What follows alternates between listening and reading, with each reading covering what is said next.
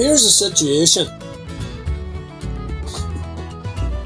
You know what the Apostle Paul said about loving yourself? Well, just the same as what Jesus said. He was quoting Jesus when he said it.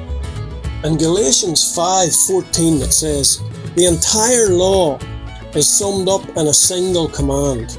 Love your neighbour as yourself. Now, some people say, how can you love your neighbour if you don't love yourself? Well, how many people do you know who don't love themselves? Now, I'm talking about the assumption here of self-love. There are most people in the world that wash themselves every day and put clothes on in the morning and would perhaps want to have a job and money and would eat every day, usually, if not every couple of days in certain places. But here's what the command says: love your neighbour as yourself. So, in the same way that you love yourself, that's how you should be loving your neighbour. That doesn't say that you have to love yourself more.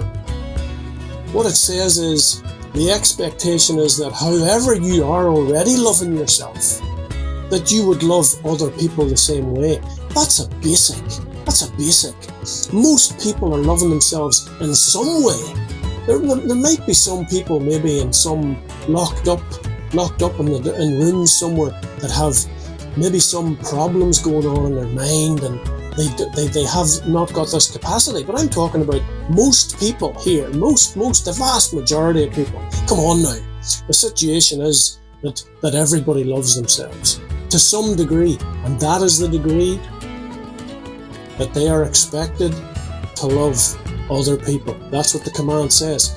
Love other people as yourself. Love your neighbour as yourself. It doesn't say love yourself first and then love your neighbour, because it assumes that you love yourself. That's the situation.